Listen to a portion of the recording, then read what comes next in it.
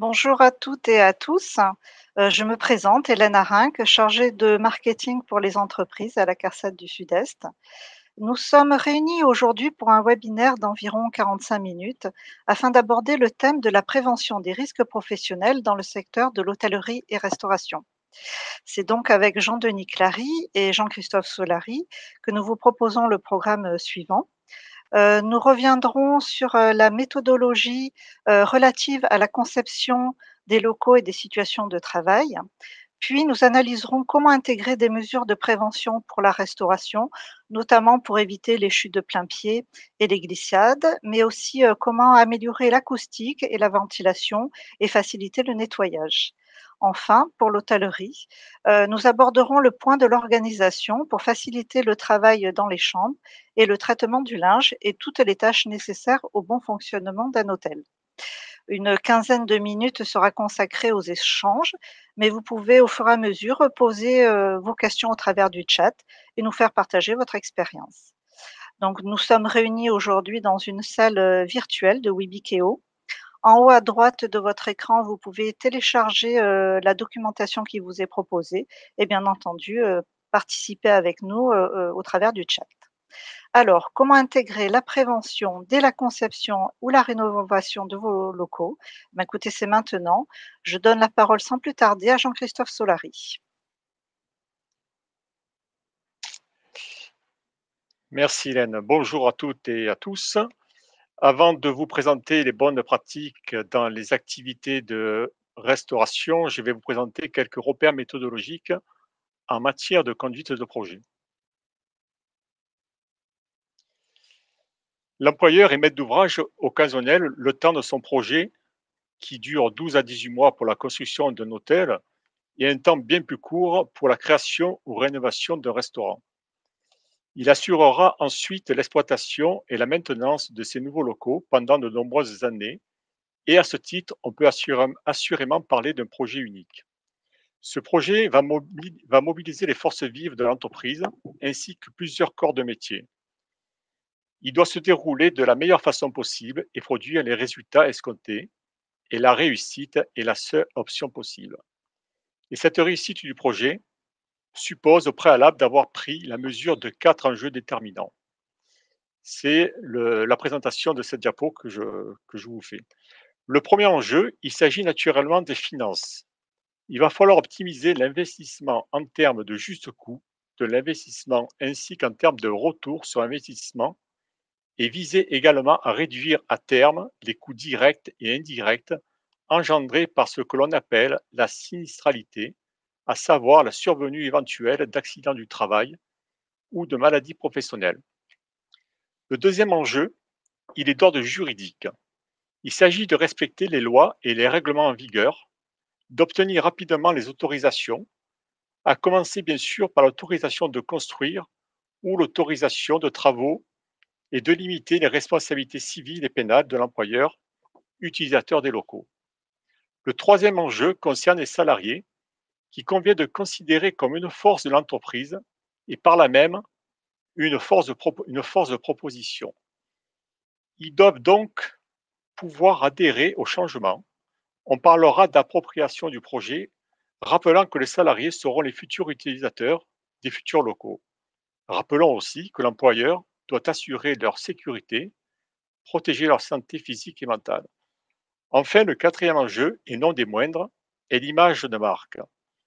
L'entreprise fait partie d'un écosystème, au propre comme au figuré, et doit donc agir et interagir pour la satisfaction de ses clients ou usagers. Et plus globalement, elle doit assurer une responsabilité d'ordre sociétal. Pour réussir votre projet, nous vous proposons une démarche qui s'appuie sur 3 fondements. Le premier, c'est la démarche participative et pluridisciplinaire qui consiste à créer un groupe de travail pour identifier et comprendre le travail réel actuel et le travail futur, enrichir le projet, s'approprier progressivement les futures conditions de travail, effectuer une analyse des situations de travail et des risques qui permettra d'orienter le choix. À ce groupe de travail peut participer la direction, le chef de projet qui soit renommé, les salariés, les élus CSE, le maître d'œuvre, le bureau d'études, le coordonnateur sécurité, protection de la santé, éventuellement des fournisseurs spécialistes en matériel de cuisine, bien évidemment, les services santé au travail, etc. Le deuxième fondement, c'est l'approche itérative. C'est quoi? C'est s'autoriser à revenir sur des choix antérieurs tout en gardant les objectifs initiaux afin d'enrichir le projet. Cela permet de recenser les propositions issues de la démarche participative, de valider les choix retenus, de vérifier leur adéquation avec une décision antérieure et de faire évoluer le projet en conséquence.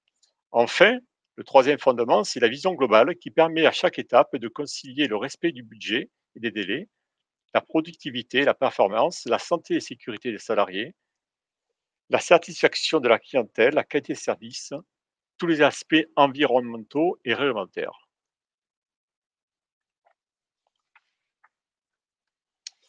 Dernière diapo sur la méthodologie pour vous dire qu'un projet, c'est un paradoxe, à savoir qu'en amont du projet, on peut tout faire, mais on ne sait rien, alors qu'en aval, on sait tout, mais on ne peut plus rien. Autrement dit, de façon plus imagée, il vaut mieux un coup de gomme en phase d'esquisse qui ne coûte rien du tout, plutôt qu'un coup de pioche en phase d'exploitation qui peut coûter très très cher. Pour éviter donc des surcoûts de modification après la mise en service, nous vous proposons d'appliquer la démarche de projet précédemment présentée et ensuite de suivre le déroulement classique de tout projet qui doit nécessairement passer par les étapes présentées ici et avec à chaque fois les documents en lien. Voilà, ça c'était pour les quelques repères méthodologiques. J'en dis pas plus. Vous avez l'essentiel. Donc maintenant, entrons dans le cœur du sujet, les bonnes pratiques en restauration. La première diapo concerne les risques de glissade et de chute de plein-pied. Eh bien, la bonne pratique, elle est toute simple, c'est de faire le choix de revêtement de sol qui est issu de la liste CNAM. CNAM, c'est la Caisse nationale d'assurance maladie qui édite toutes les années et demie, 2 ans, une liste qui est mise à jour. Là, elle vient de l'être en avril de cette année, et dans laquelle il y a des carrelages que vous voyez à l'écran. Ces revêtements sont reconnus antidérapants parce qu'on connaît le coefficient de frottement et en même temps, ils sont reconnus facilement lessivables et nettoyables par l'hygiène alimentaire dans la mesure où la procédure et les moyens soient adaptés. Alors pour les carrelages, vous voyez que les joints, il faut qu'ils soient le plus étroits possible de niveau avec les carreaux, bien évidemment étanches à l'introduction d'eau, donc type époxy. Et comme je viens de le dire, il faut que les moyens soient adéquats au revêtement. Le carrelage et le mur, il faut que la jonction soit à gorge arrondie pour en faciliter le nettoyage. Là, c'est à l'écran, c'est toujours des revêtements de sol, mais cette fois-ci, ce sont des résines antidérapantes. Alors les résines comme les carrelages, c'est pareil, le choix se fait sur la liste CNAM que je viens d'évoquer et elle est téléchargeable sur le site qui est indiqué ici, www.agrobat.fr, qui est un site que nous avons fait en collaboration avec l'hygiène alimentaire au plus haut niveau de l'État, puisque ça a été validé par le ministère de tutelle. Voilà, donc la même chose, il faut également des pintes à gorge arrondie entre le mur et la résine. La qualité de la pose est essentielle, c'est ce qui est marqué ici. Et d'ailleurs, la différence des carrelages dans la liste des résines indiquées, il y a des poseurs exclusifs qu'il faut choisir en même temps que la référence de résine pour être sûr qu'elle est correctement posée.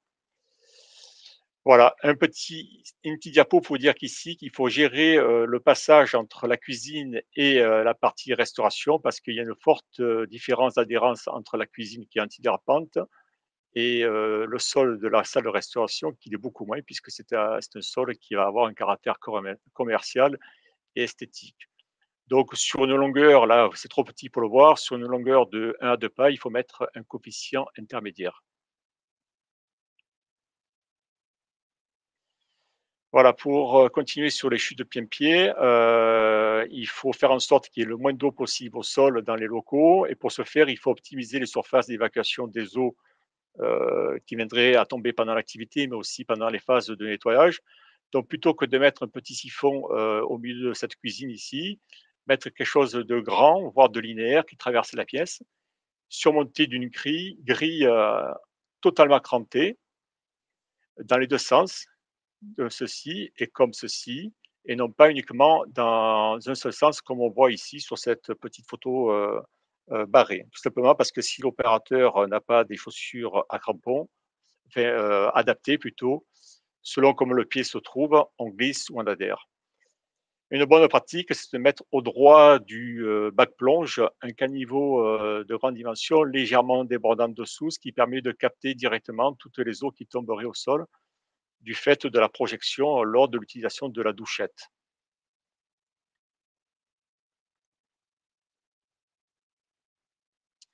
On va passer sur la thématique du bruit, donc ça concerne l'acoustique. Les activités cuisine génèrent de certains niveaux sonores liés à la ventilation, voire aux ventilations quand il y en a plusieurs, aux gens qui parlent, au bruit des batteries, etc. Et de fait, il y a uniquement le plafond qui peut être traité d'un point de vue acoustique avec des matériaux un peu mous, parce que c'est loin de tout mouvement intempestif et de choc. Donc il existe, sur le marché, des tas de références qui sont à la fois absorbants acoustiques et tolérés par l'hygiène alimentaire. Voilà et en lieu et place des, dalles, de faux plafond qu'on voit ici et là, l'avantage c'est qu'on peut y encastrer, des luminaires, dans le plafond, ce qui en facilite le nettoyage depuis le sol. Alors que si le luminaire est en saillie, c'est compliqué pour venir nettoyer le dessus du luminaire.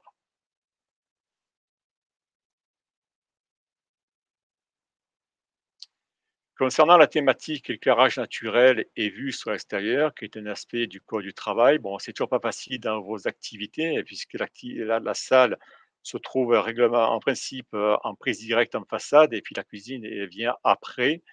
Donc, c'est toujours pas évident d'avoir des fenêtres directement sur l'extérieur, comme on voit ici. Donc, c'est pour ça qu'il faut favoriser le maximum de châssis vitrés intégrés dans les cloisons de séparation, comme on voit là et ici ou alors donner des vues entre la cuisine sur un couloir de circulation, c'est le cas de cette diapo, ou alors sur la salle de restauration, comme on voit ici. Voilà, tout ceci, ça permet d'apporter un éclairage indirect, naturel, et des vues indirectes sur l'extérieur aussi.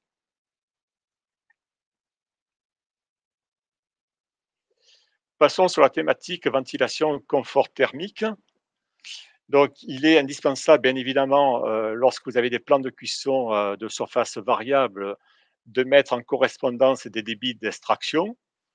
Eh bien, pour éviter qu'il y ait des courants d'air, et des perturbations dans la cuisine et que la hôte aille chercher, façon de parler, l'air de compensation dont elle a besoin pour bien fonctionner où elle peut, eh bien, il faut apporter de l'air de compensation, donc en air neuf, en quantité suffisante et correctement réparti pour éviter justement les courants d'air. L'objectif étant par rapport à la notion de courant d'air, vous le voyez ici, voilà, non, c'est là, pardon. Il ne faut pas dépasser au niveau, des personnes, au droit des personnes, c'est-à-dire au niveau de la nuque, 0,2 m/s. Donc la vitesse, de l'air en mouvement dans la cuisine ne doit pas dépasser 0,2 m/s. Et autre notion de vitesse, au niveau de la section d'ouverture, c'est-à-dire ici, il faut que ça soit égal à 0,5 m/s. Donc des hôtes qui extraient et qui apportent de l'air neuf, voilà, ce sont des hôtes à double flux avec compensation, alors là, la hotte, oui, elle apporte de l'air, mais il y a une compensation qui se fait en plafond. Celle-ci, c'est une hotte double flux qui extrait, qu'on voit là, et qui souffle en façade. Et celle-ci, elle souffle en façade à l'intérieur. Donc pour mieux comprendre, parce que ça, c'était un schéma, voilà, la réalité, elle est là, donc les débits extraits, rentrent enfin, partent de façon traditionnelle par ici et par là, hein, on voit les filtres ici et l'air de compensation est soufflé par la cape avant, là et là. Et étant donné que cette cape avant est perforée sur toute sa surface, ça permet d'avoir une vitesse de diffusion faible et du coup de faible vitesse au niveau des personnes. Voilà, donc ça c'était les entrées d'air neuf. Toujours sur le confort thermique, quand vous avez des locaux de préparation froide dans certains restaurants longs, dans lesquels il faut les desserts ou les préparations froides tout simplement. Donc là, c'est de l'air froid qui est soufflé, un maximum 10-12 degrés. Donc avoir de l'air froid sur la nuque, c'est pas agréable. Et donc mettre en place un élément de ce type-là qu'on appelle chaussette Unkentextile, ça permet de souffler de l'air. C'est le cas ici puisque la chaussette elle est gonflée sur toute la longueur et toute la surface. Donc la surface de diffusion, elle est très grande. Et encore une fois, on ne ressent aucune vitesse au niveau des personnes. Ici, au fond, vous avez représenté en situation réelle un lave-vaisselle à capot. Bon là, le capot est fermé. Et la structure qui est au-dessus, c'est l'élément qui permet de condenser la vapeur en fin de lavage. Donc ça s'appelle un condenseur de vapeur. Et ce qui fait que quand le capot s'ouvre pour évacuer le panier en fin de cycle, il n'y a pas de vapeur chaude et humide qui envahit le local. Enfin, dernière petite photo, les plaques à induction, ça réduit fortement la chaleur au poste puisque ça fonctionne uniquement quand il y a une poêle, une casserole adaptée qui est posée dessus. Et lorsque la poêle est retirée, la plaque refroidit très rapidement. Donc ça réduit fortement la chaleur, mais aussi le risque de brûlure par contact. Concernant les dépassements et circulation, chaque fois que vous avez des portes de communication, les choisir avec des oculus à hauteur de yeux, ça permet de voir si une personne arrive derrière ou pas et de se prendre à la porte ben, dans les bras. Et si on porte une assiette, l'assiette se retrouve par terre. Le fait d'avoir des passes propres ou des passes sales, ça réduit le nombre de pas, enfin, ça supprime le fait que le serveur ait à rentrer dans la cuisine et donc ça réduit les déplacements et le port de charge associé. Et le dispositif électronique de prise de commande pour les restaurants qui ont des grandes salles, voire des terrasses à l'extérieur, ça permet aux serveurs de ne pas faire des allers-retours incessants et entre la terrasse pour à chaque fois aller porter la commande au bar et en cuisine. Donc il peut prendre plusieurs commandes dans la foulée sans faire les allers-retours.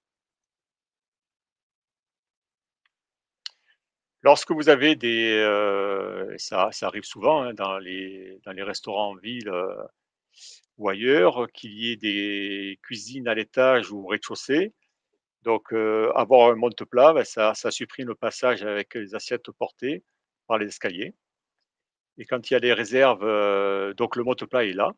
Et quand il y a des réserves en sous-sol, avoir un monte-charge qui est représenté ici et ici sur le petit schéma, ça évite pareil de porter des charges encore plus lourdes qu'une assiette par les escaliers. Voilà, donc là, c'est un meuble traversant, ce qui permet d'alimenter d'un côté des assiettes propres qui sont reprises par l'autre côté par la personne qui en a besoin. Et donc ça évite de faire le tour, par la droite ou la gauche. Là, juste, j'ai mis cette diapo, c'est pas la conception, mais c'est un rappel pour vous dire que les chaussures de sécurité, il faut qu'elles soient de type SRC pour être antidérapantes. Concernant les aspects, liés à l'ergonomie, là, on le voyait tout à l'heure j'en ai parlé, je crois, tout à l'heure. Mettre en place des socles maçonnés, on les voit ici et puis là, sur les meubles à l'arrière et le piano encore une fois. Ça va faciliter le nettoyage puisque la personne n'aura pas à se pencher, à 4 pattes pour aller nettoyer dessous, la peau de pomme de terre ou autre qui s'est retrouvée, dessous. Donc le nettoyage en est d'autant facilité. Donc ça, les meubles sont posés directement dessus, il y a pas de pied, hein, donc le socle fait la hauteur des pieds, en fait, hein. Après bien sûr qu'il faut assurer l'étanchéité entre le socle et le sol, mais ça se gère avec, l'entreprise qui le fait.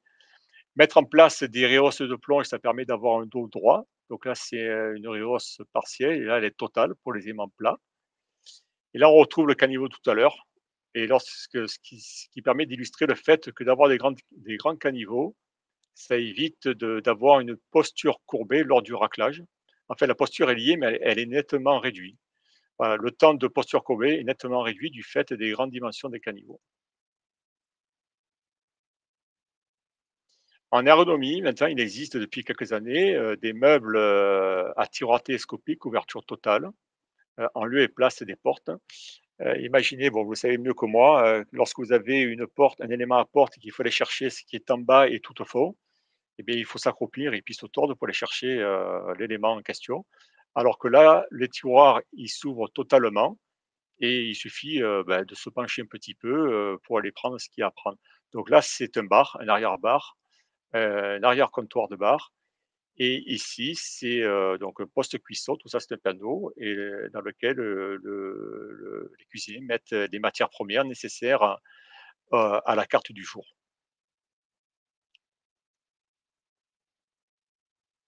Toujours sur l'ergonomie, ici, l'illustration montre des fûts de bière en plastique à double poche. Alors ça, pour l'instant, on n'en voit pas beaucoup, mais moi, j'ai découvert ça, récemment et j'ai trouvé ça très intéressant parce que les poches de bi le plastique, ça pèse, pas grand-chose par rapport à un fût métallique et lorsque vous l'évacuez, ça pèse encore moins puisqu'il y a plus le liquide à l'intérieur. Là, en termes d'ergonomie, cette photo représente un fourneau fait sur mesure. Je dirais à la même façon de parler du chef. Tout est sur mesure, les éléments sont encastrés, il n'y a aucun joint et tout ça est très facilement lessivable, nettoyable d'un seul coup de main. De la même façon, c'est pareil, mais il n'y a pas de pan de cuisson. C'est un pan de travail en inox, fait sur mesure, sans joint.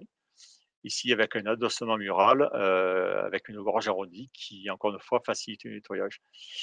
Là, ça représente une douchette de plonge sans poignée à pression.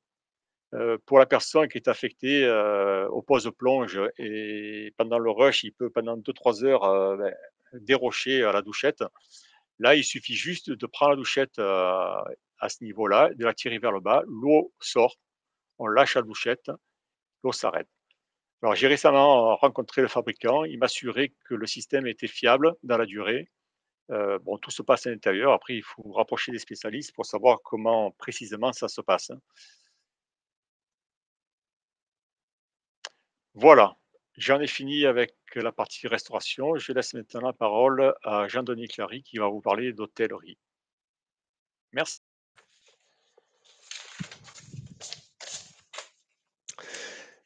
Bonjour à toutes et à tous. Et donc effectivement, on va parler maintenant de la partie hôtellerie.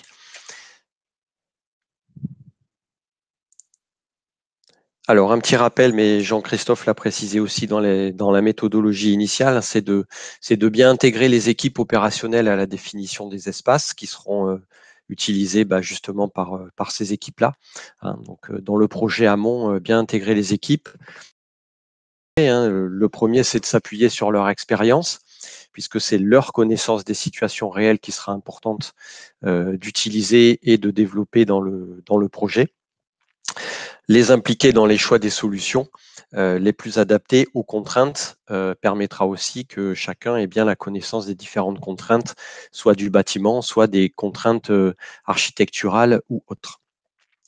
L'autre point essentiel qui n'est pas noté sur la diapositive, mais qu'il faut bien mettre en œuvre, et c'est de plus en plus le cas, c'est l'atout de présenter une chambre témoin lors du projet, hein, le plus en amont possible aussi, à la fois pour valider, tester les matériaux, les formes des meubles, les matériaux aussi au sol et notamment et éventuellement les moquettes, et puis tester les méthodologies de travail, hein, notamment pour le service d'étage, par exemple, hein, si on prend ce cas-là dans la chambre, que le personnel d'étage puisse vérifier que les méthodologies qu'ils vont pouvoir mettre en œuvre seront favorables à une bonne prévention des risques professionnels. Et puis ne pas oublier aussi, on en reparlera plus tard, de la maintenance et des opérations de maintenance, donc faire en sorte que les équipements puissent être adaptés aussi pour les éventuelles maintenances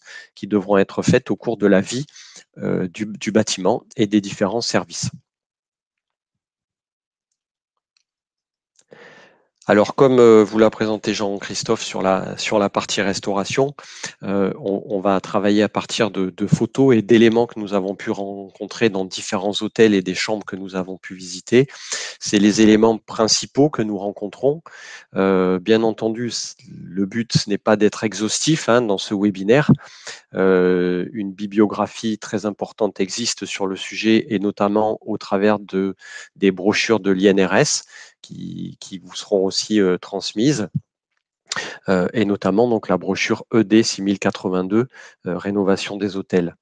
L'idée, là, c'est vraiment de vous présenter des points de vigilance et autres que l'on rencontre assez fréquemment dans nos visites. Alors, sur les différentes diapositives, là, c'est les opérations ou les points de vigilance pour faciliter le nettoyage. On a ici des salles de bain, donc des exemples de salles de bain où on préconise donc de privilégier des matériaux qui se nettoient facilement. Donc on le voit notamment sur la douche à gauche, où on a un matériau en fait posé du sol au plafond qui se nettoie facilement. Pour la femme de chambre qui va devoir intervenir. On ne le voit pas au sol, mais c'est une douche à l'italienne, donc effectivement aussi avec pas de rebord et pas très haute pour pouvoir permettre le nettoyage facilement.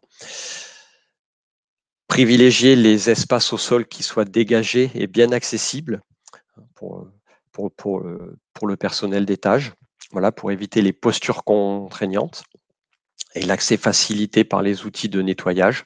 Là aussi, c'est un gain pour les salariés et c'est aussi un gain de qualité et une assurance qualité pour les clients qui entreront dans la chambre pour s'assurer que les parties très difficiles d'accès soient bien nettoyées. La partie de droite, alors effectivement, c'est des points où on essaye de privilégier des hauteurs de plafond qui soient adaptées. Mais ce n'est pas toujours possible, et notamment dans les cas de rénovation, et rénovation importante. Dans ces cas-là, si les plafonds sont déjà des plafonds très hauts, ne pas oublier de prévoir du matériel qui soit adapté pour le nettoyage en hauteur. Donc éventuellement des outils télescopiques et pourquoi pas, quand c'est faisable, des plateformes. On en verra aussi un petit peu plus loin. De la même manière, pour le nettoyage, privilégiez aussi des choses ergonomiques, des étagères à hauteur, très accessibles, c'est ce qu'on voit sur la photo de gauche. On verra une photo un petit peu plus loin qui présente le contraire de ceci, justement, donc des serviettes qui soient facilement accessibles et positionnées facilement par les femmes de chambre à une hauteur aisée. Un exemple d'une solution très astucieuse que nous avons pu aussi constater. Et là, c'est le travail des équipes. C'est l'équipe d'étage qui a réfléchi à ce système-là avec une paroi de douche coulissante qui permet effectivement à la personne chargée du nettoyage de la nettoyer facilement. Donc, elle coulisse de gauche à droite sur le rebord de la baignoire et permet donc d'éviter les postures contraignantes.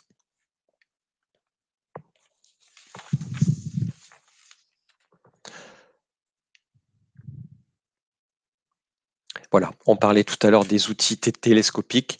Donc, la photo du haut à gauche permet de se rendre compte que la personne sur la photo peut nettoyer la faïence de la salle de bain, la faïence au niveau de la baignoire, sans avoir les bras trop hauts et donc garder les bras à hauteur d'épaule, contrairement à la photo en bas à gauche, où la personne, avec l'outil qu'elle a entre les mains, doit lever le bras très fortement au-dessus de l'épaule. Donc, une fois, ça va passer, mais effectivement, au fil des chambres qu'elle va réaliser pendant la journée, sûrement plus de 10, voire plutôt 14 ou 15, et multiplié par le nombre de jours, le nombre de mois, le nombre d'années, on peut accéder à soit un accident du travail, mais aussi, on peut l'imaginer, à une maladie professionnelle au niveau de l'épaule. La photo dont je vous parlais tout à l'heure à droite, vous voyez que là, effectivement, pour positionner les serviettes propres dans chaque chambre, il faut relever les bras, là aussi, de manière assez haute, pour les positionner sur une étagère qui est largement au-dessus des 1,75 m.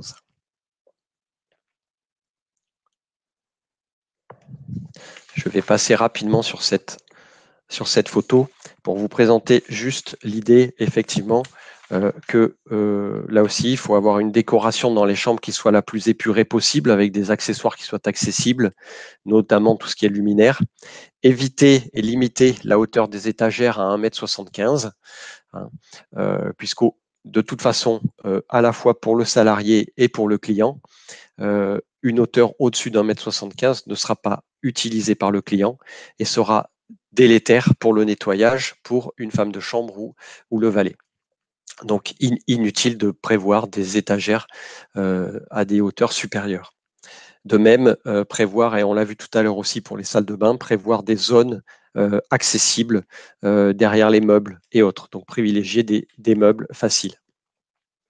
Au niveau de l'ergonomie autour du lit, maintenant, puisque c'est un des travaux, c'est une des tâches principales de la femme de chambre, on a des matériels que l'on préconise, puisqu'il nous semble essentiel pour maintenir à la fois des bonnes postures et une bonne santé au fil du temps pour ces personnels. Le premier dispositif sur lequel on insiste, c'est le dispositif de lève-lit, hein, qui est réglable. C'est la photo de gauche et c'est les deux photos de gauche qui sont réglables. Maintenant, il existe des systèmes électriques et qui s'adaptent à la taille des différents salariés. Et la personne que vous voyez sur la photo de gauche au centre un petit peu de l'image, on voit bien elle peut réaliser le lit en étant droite. La photo le plus à droite de l'image concerne le dispositif de houssage et de déhoussage des couettes, nommé fixe à couette. On le cite, hein, on cite la marque puisque c'est le seul dispositif de ce type fixé au lit qui existe sur le marché. C'est le modèle que l'on préconise puisque justement il est fixé au lit et donc à demeure dans la chambre. On n'a pas besoin de le déplacer de chambre en chambre. Un petit point de vigilance, c'est prévoir un espace nécessaire et suffisant entre le lit et le mobilier qui se trouve autour et notamment souvent les chevets. Alors on va pouvoir vous passer maintenant une petite vidéo d'un lève-lit justement pour vous présenter le dispositif plus en détail.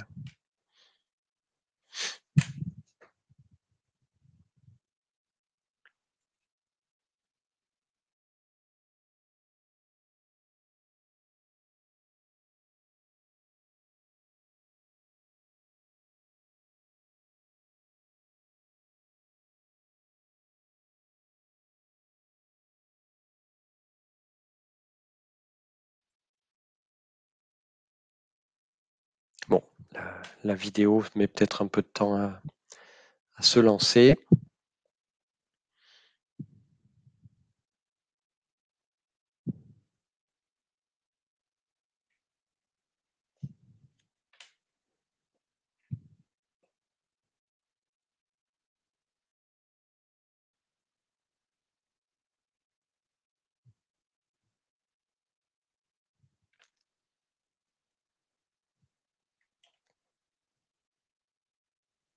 Hélène, est-ce que tu souhaites que je reprenne? Oui, on a un petit souci de chargement de vidéo. D'accord.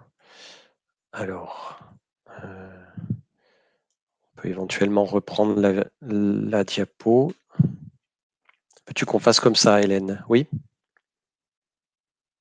La vidéo est de toute façon téléchargeable, hein, directement sur Ok. le Alors, site.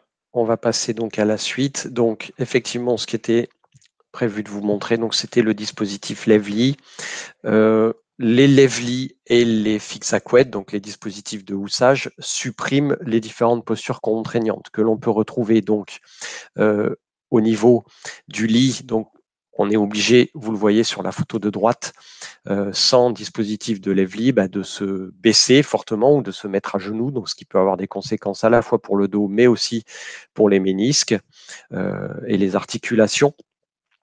Les dispositifs fixes à couette également permettent de ne pas faire les mouvements que l'on voit sur la photo de gauche, qui sont très contraignants donc en termes de posture pour les épaules et également pour le rythme cardiaque.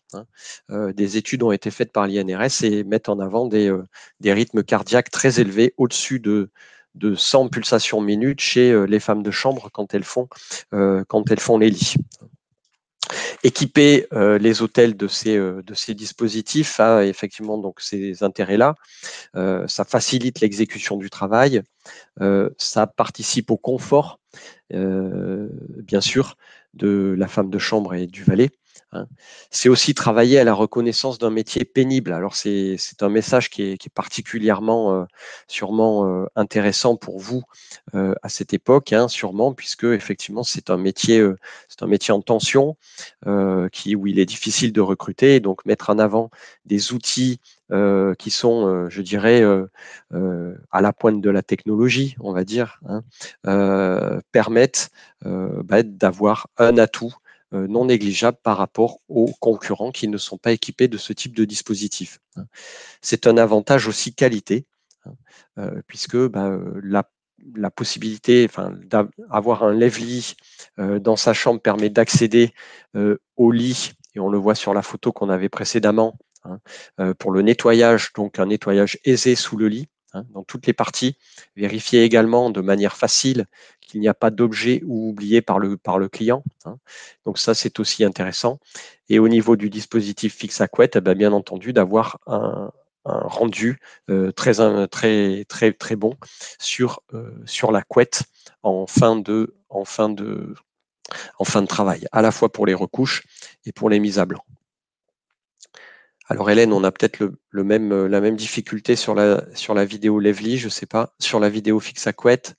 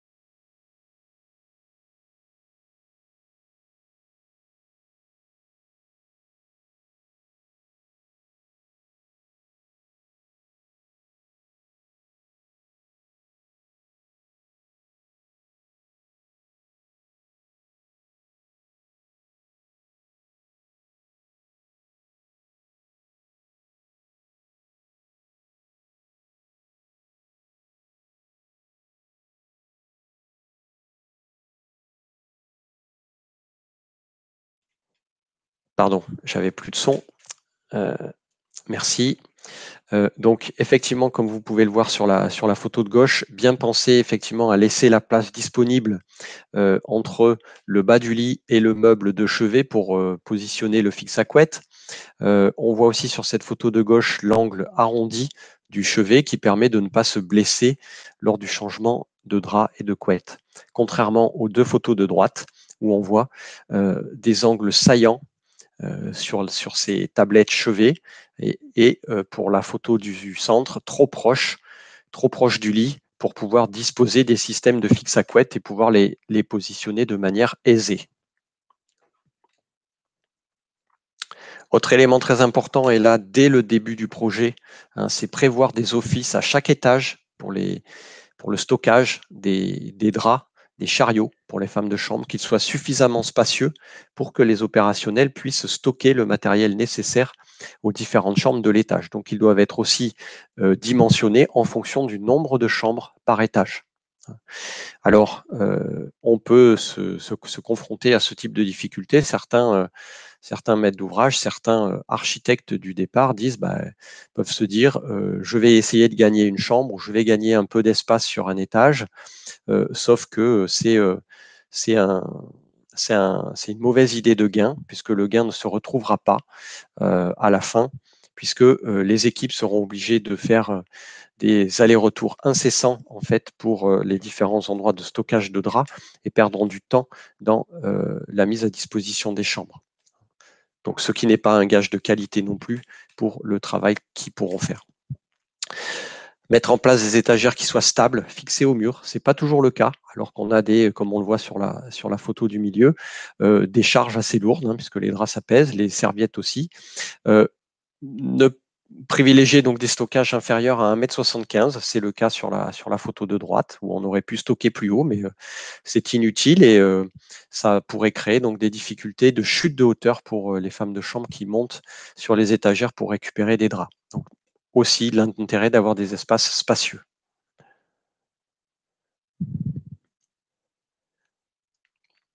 Prévoir des équipements, là aussi, qui soient adaptés à la pratique et au métier.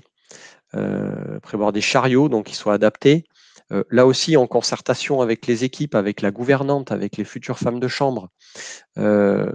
Là, on le voit sur la photo de gauche, ce n'est qu'un exemple, mais ils avaient privilégié la possibilité d'avoir un chariot permettant la disposition de l'aspirateur sur ce même chariot pour éviter d'avoir plusieurs choses à transporter et faciliter les déplacements.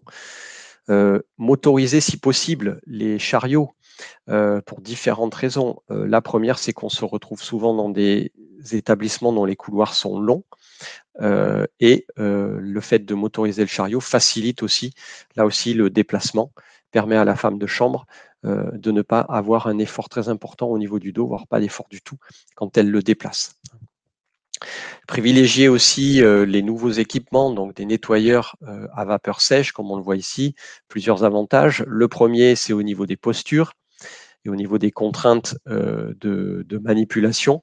La personne que l'on voit sur la photo donc pulvérise de la vapeur sèche à plus de 120 degrés sur ce miroir et utilisera de manière très simple et aisée juste une lingette pour parfaire le nettoyage sans avoir à forcer du tout sur le miroir. Le deuxième intérêt, c'est qu'on a plus d'utilisation de produits chimiques, donc risque d'allergie supprimé, hein, et puis participe aussi au développement durable avec l'utilisation de beaucoup moins d'eau que ce qu'on fait quand on nettoie une chambre avec les méthodes traditionnelles.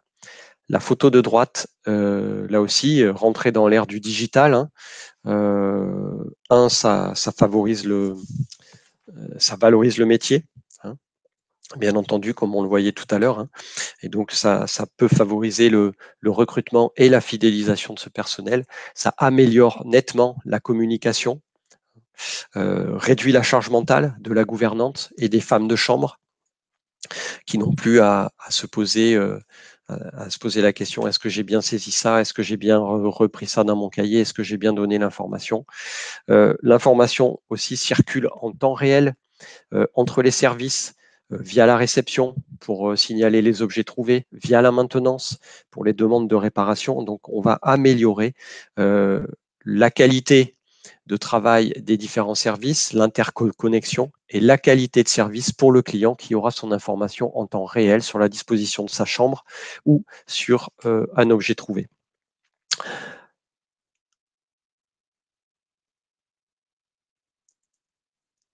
Élément suivant, donc effectivement, donc là, dans des situations bien spécifiques, comme on le voit ici, l'hôtel s'est équipé de plateformes spécifiques, hein, d'équipements sécurisés pour la réfection des lits en hauteur, hein, puisque là, on voit qu'on a des lits superposés dans cet établissement. Voilà. Donc, ils ont mis à disposition donc, des plateformes individuelles légères, sécurisées pour l'accès en hauteur et favoriser le travail des personnels. Voilà. Donc, ça, c'est effectivement des questions que l'on se pose en amont lors du projet. La lingerie, alors c'est un point aussi assez essentiel, même si peu de linge maintenant est traité dans les hôtels, mais mettre à disposition des machines à laver sur socle. Alors, ça peut se faire comme on le voyait sur la photo de gauche de manière assez simple, hein, ou comme sur la photo de droite avec un système plus perfectionné, avec un socle maçonné et des cylinder blocs aussi pour diminuer le bruit et favoriser le confort acoustique.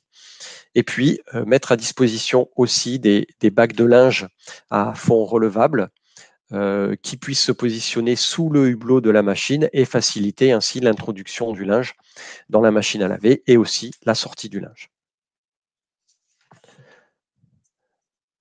De la même manière, alors là, pour des établissements un petit peu plus gros, qui ont un peu plus de linge à traiter, souvent, ça peut être les uniformes du personnel, c'est de mettre à disposition des planches à repasser ergonomiques avec des potences d'équilibrage et des luminaires aussi qui puissent être, sur cette machine, comme on le voit à droite, où là, on avait un éclairage naturel, mais également un éclairage embarqué sur la machine.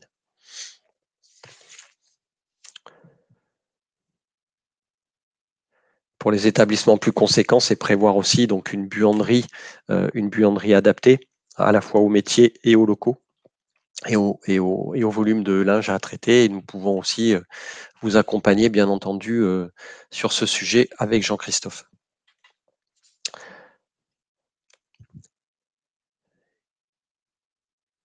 N'oublions pas les autres services.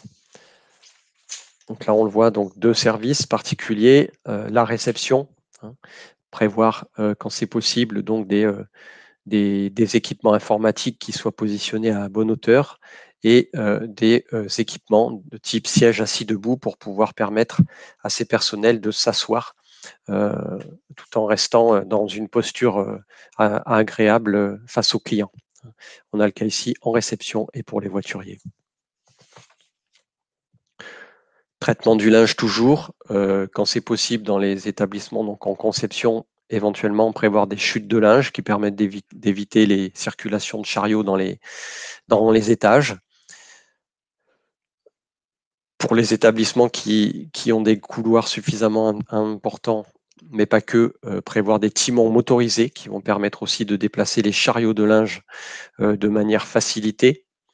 Ça facilitera aussi le déplacement et éviter les chocs dans les murs. Et donc des réductions de maintenance pour toutes les voies de circulation.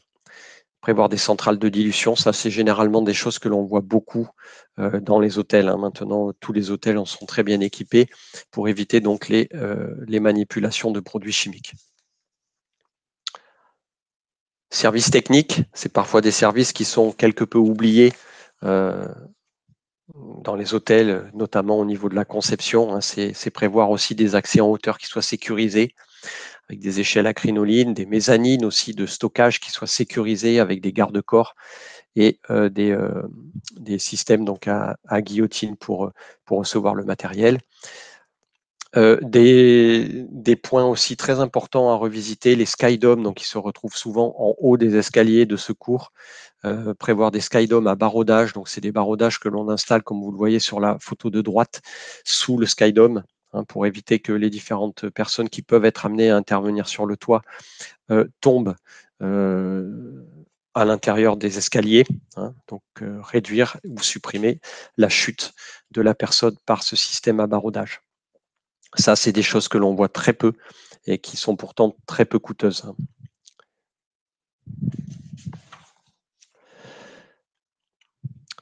Pour les services techniques aussi, bon, quand on n'est pas équipé de chariots motorisés qui facilitent le déplacement et donc qui permettront de ne pas heurter les murs, c'est évidemment prévoir aussi avec l'architecte d'intérieur des systèmes de protection des murs qui puissent s'intégrer dans le design qu'il a prévu pour éviter d'être tous les mois à refaire les circulations et les murs. Prévoir des espaces bien éclairés comme on le voit sur la photo de gauche dans un service technique qui permettent le déplacement et l'intervention aisée des personnels de maintenance. Prévoir des produits chimiques donc sur des bacs de rétention, ce n'est pas toujours le cas, et séparer les produits chimiques qui sont incompatibles entre eux.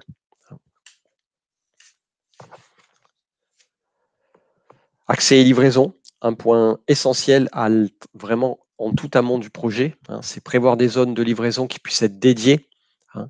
On constate encore très souvent des livraisons qui se font sur le trottoir ou sur la rue sans que ça ait pu être prévu, même dans les hôtels en conception, ce qui est plus ennuyeux. On le comprend aisément lors de rénovation d'hôtels en ville, Pour les conceptions, c'est un petit peu plus difficile à comprendre. Ça n'a pas été prévu souvent dans les plans initiaux. S'assurer effectivement aussi que la livraison peut s'effectuer sur un point sécurisé, balisé avec des voies piétonnes, que la présence des monts de charge soit placée aux bons endroits de l'établissement pour permettre le transfert entre les différents étages. Donc, se questionner sur les flux et établir un protocole de sécurité de livraison avec les transporteurs et notamment les principaux fournisseurs. Je pense là au linge, aux transporteurs de boissons, pour identifier les différents risques auxquels sont exposés à la fois les livreurs et les salariés de l'hôtel lors de ces coactivités. Voilà, vous avez à ce sujet la recommandation R505 de notre institution qui est très précise sur le sujet avec un modèle de protocole de sécurité. Voilà, j'en ai fini avec cette présentation. On retrouve dans la bibliographie effectivement des différents ouvrages de l'INRS que vous pourrez retrouver dans les documents qui vous seront transmis. Je vous remercie et si vous avez des questions, on peut effectivement. Merci beaucoup. Merci Jean-Denis. Alors effectivement, dans le chat, il y a des questions qui ont été mises. Il y en a une qui, alors je ne sais pas si c'est une question ou une affirmation. En tout cas, bon, on va aborder le point. Il y a marqué préconisation de chariot à fond remontant niveau constant. Alors oui, effectivement, c'est quelque chose qu'on met en avant. D'ailleurs, vous avez pu le voir sur une des diapos que Jean-Denis a présentées sur les activités de buanderie où il y avait des chariots à niveau constant pour récupérer le linge qui sort du sèche-linge ou du lave-linge, effectivement. Mais on trouve aussi, et on met ça en avant pour les activités de cuisine, par exemple, il existe des chariots à niveau constant pour transporter les assiettes. Chariot qui peut être équipé d'un mode de chauffage pour réchauffer les assiettes, mais également pour des plateaux. Bon, les plateaux de service, c'est pas trop le type de la restauration traditionnelle, mais ça existe. Voilà, effectivement, c'est quelque chose que nous mettons en avant. Il y a une autre question qui concerne quels sont les moyens de nettoyage adaptés pour les sols. Eh bien, il existe sur le marché plusieurs modèles de monobrosses et autolaveuses qui sont des petits modèles qui peuvent tout à fait passer dans les cuisines qui sont de dimensions plus ou moins grandes, donc adaptées à ce type de locaux. Alors nous, on met en avant, on demande lors de nos différentes interventions dans des projets de faire le choix d'une monobrosse ou autolaveuse sur batterie. Pas de filaire, ça évite d'avoir un fil qui traîne au sol et donc de générer un risque supplémentaire de chute de plein pied dans les locaux. Voilà. Merci Jean-Christophe. On a une petite question de Frédéric. Il nous dit, vous n'avez pas parlé d'aspirateur sans fil. Avez-vous une préconisation, un type, une marque à conseiller? Alors, un type et une marque, pas forcément, puisqu'il en existe plusieurs sur le marché, mais bien entendu, effectivement, comme on l'avait dit tout à l'heure, ce n'était pas une liste exhaustive de toutes les préconisations, mais tout ce qui peut bénéficier en fait au déplacement, éviter les chutes de plein pied, tout ce qui peut faciliter cela, bien sûr, est dans les points que l'on préconise. Donc, si les aspirateurs sans fil en font partie, bien entendu. C'est toujours intéressant. Alors, j'ai vu qu'il y avait d'autres choses aussi qui avaient été précisées par une personne dans le chat. Là, effectivement, prévoir des hauts vents aussi pour les intempéries sur les zones de livraison peut être très intéressant quand la disposition architecturale le permet. Voilà. Effectivement, il y a plein d'autres points qui ont été précisés là par cette personne. C'est Anoufa F. Voilà, merci pour ces partages qui sont très intéressants et qui complètent effectivement la présentation. Et rien à redire par rapport à cela, tout est très bien dit. D'ailleurs, cette même personne, Anoufa F, dit autre chose d'intéressante. Par exemple, prévoir des prises étanches sur les toits terrasses. Oui. Voilà, cela évite de tirer des rallonges et de se prendre les pieds dans les échelles. Effectivement, ça, notamment quand il y a des panneaux photovoltaïques ou d'autres matériels, c'est bien d'avoir à disposition directe du courant. Il serait préférable de position de hauteur de lisse de protection pour les chariots, haut et bas dans les couloirs. Ah oui, parce Oui, ça c'est qu'effectivement, pour les protections. C'est pour les voilà. protections, effectivement, dans les couloirs. Alors c'est vrai que ces protections de lisse haute et basse, on les voit plutôt dans les couloirs de circulation réserve et un peu moins dans dans les couloirs desservant les chambres. Oui, il y a également un point qu'on n'a pas précisé, mais c'est concernant les escaliers. Bien sûr, de prévoir en fait des marches sécurisées, hein, avec des parties antidérapantes en nez de marche, hein, pour éviter les glissades et les chutes, hein. En plus des mains courantes que l'on doit retrouver de chaque côté de l'escalier. Merci Jean-Denis. Juste, je voulais répondre à Pauline par rapport à cette présentation. Donc bien entendu, bon, vous pouvez la télécharger si vous arrivez à le trouver sur la salle Webikeo. Sinon, ne vous inquiétez pas, je vais vous l'envoyer également par mail. Et on peut peut-être répondre également à Sabine qui nous dit pas d'accord sur la chute de linge, manque d'hygiène totale, pénibilité pour la personne qui réceptionne le linge sale. Oui, bien sûr, effectivement. Alors, ça dépend effectivement les chutes de linge que l'on peut retrouver, hein. Il faut bien entendu que le linge soit quand même relativement trié avant de le lancer dans la chute de linge, hein, on est bien d'accord.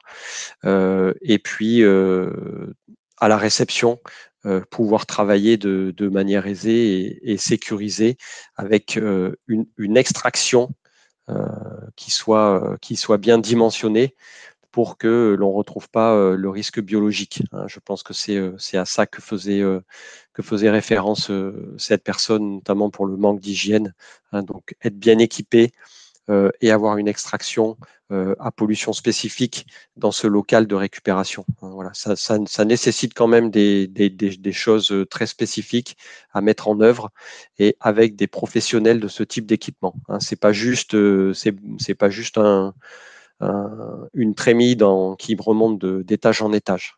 Voilà, il faut faire ça par des professionnels et s'assurer que de haut en bas, l'ensemble soit techniquement adapté. Alors, Tout à fait d'accord avec la remarque. il y a encore un commentaire, je pense qu'il faut le dire parce que je trouve ça intéressant, moi. C'est encore Anoufa F qui le fait, qui dit prévoir les bacs à graisse automatiques sous les plonges, ce qui permet d'éliminer 95% des déchets et 99% d'huile dans les vidanges.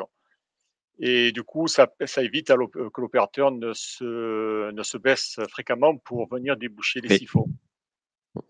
Donc voilà, ça c'est une vraie bonne pratique aussi.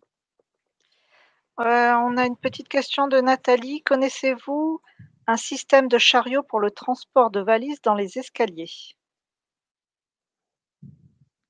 Alors, alors c'est pas facile, c'est pour ça que je marquais un temps d'arrêt aussi, mais il y a différents dispositifs qui peuvent exister, qui sont motorisés.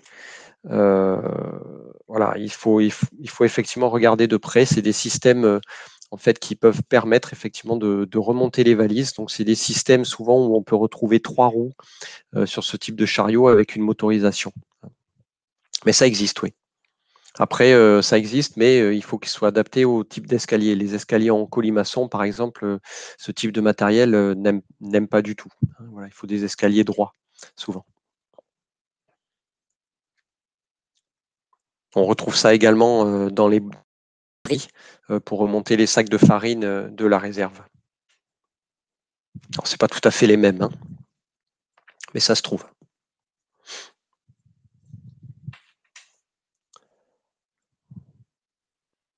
Il y a un commentaire d'Anoufa là. Tu l'as vu? En bas. Tu as mis ton micro? Voilà, le linge souillé doit intégrer un protocole de désinfection avant d'intégrer le circuit de lavage de linge sale. Ben oui, ça fait partie du plan de maîtrise sanitaire que doit mettre en place l'établissement, tout à fait, oui. Oui. Après, attendez, après on n'est pas dans, c'est un hôtel, quoi. Ce n'est pas un établissement de santé non plus, hein. Mais il est vrai que le linge, il peut être souillé, effectivement. C'est pas du même niveau qu'un EHPAD ou un hôpital, mais ça peut être le cas. Et effectivement, il a raison.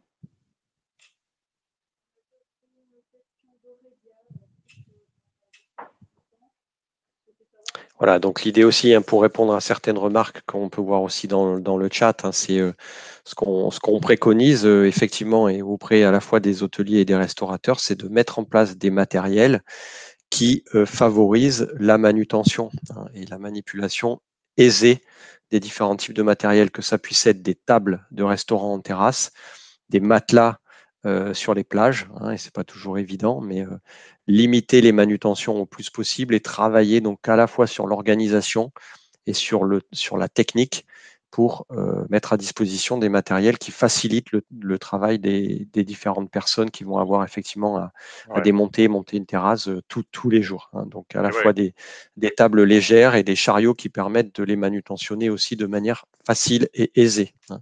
Et c'est vrai que Jean-Denis, je ne sais pas si tu as eu le commentaire de Apolline A, qui Oui, apparemment oui, travaille sur oui, la oui, croisette.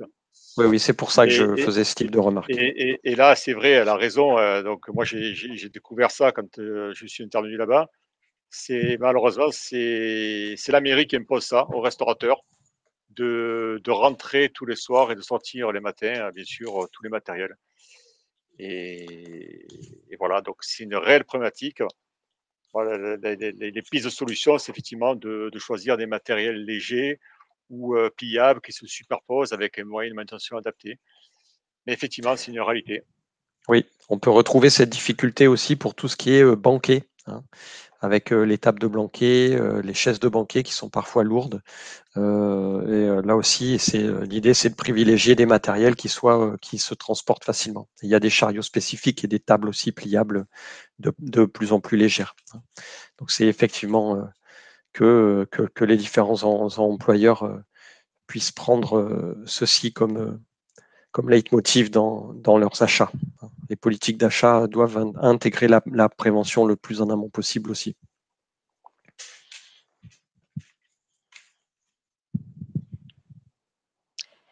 Je crois qu'on a répondu à toutes les questions. Si vous n'avez pas d'autres... Oui, sur le sable, Apolline A faisait la remarque aussi sur le sable dur, oui, bien entendu, hein. Donc transporter Ouais. des matériels comme ça sur le sable, c'est pas évident. Donc je sais que sur certaines plages, il existe des dispositifs avec des sortes de tapis que l'on met sur le sable, hein. Mais bon, c'est pas toujours évident, mais ça existe. Alors, il y a une personne qui dit la méthode RABC s'applique en EHPAD et en hôtel. En fait, elle n'est pas d'application obligatoire, hein, cette méthode, hein. Mmh, mmh. C'est plutôt, je dirais, une méthode ou une norme, Jean-Denis, je ne sais plus exactement. Mais c'est ce vers quoi il faut tendre si on veut vraiment une séparation totale entre le sale et le propre.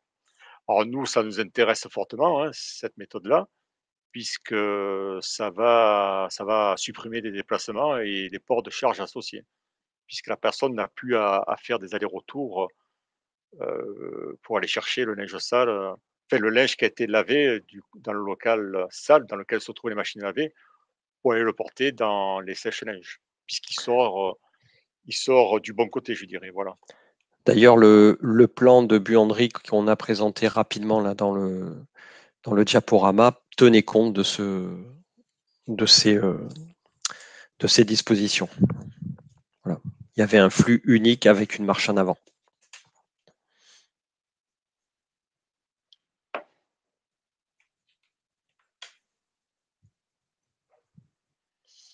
Bon, bah, écoutez, je vois qu'il n'y a plus de questions, plutôt des remerciements. Donc, on vous remercie tous d'être venus assister à ce webinaire bonne pratique de conception des activités de restauration en hôtellerie. Ouais, ce Et fut un peut-être plaisir partagé. à l'occasion, lors d'un projet sur site. Ouais. Et puis, je crois, Jean-Christophe, il faudra qu'on aille faire un tour sur les plages à Cannes après le festival, là, parce que là, ça sera mieux d'y aller après, peut-être, mais, mais on a encore Ouais, du travail, je vois, hein, voilà. ouais. Alors n'hésitez pas à télécharger, hein, la documentation qui est à votre disposition. Vous allez recevoir, d'ici demain, un lien pour, revoir ce webinaire, peut-être le partager avec votre équipe. Nous allons également vous envoyer un petit questionnaire d'évaluation, hein, ça nous permet de recueillir votre avis sur ce webinaire, on compte sur vous. Merci à nos 2 orateurs, hein, Jean-Denis Clary et Jean-Christophe Solari. Merci à vous pour votre participation et puis à très bientôt. Merci Hélène et Jean-Christophe et merci à l'ensemble des participants. Merci, au revoir. Merci Hélène et Jean-Denis, à bientôt. Au revoir.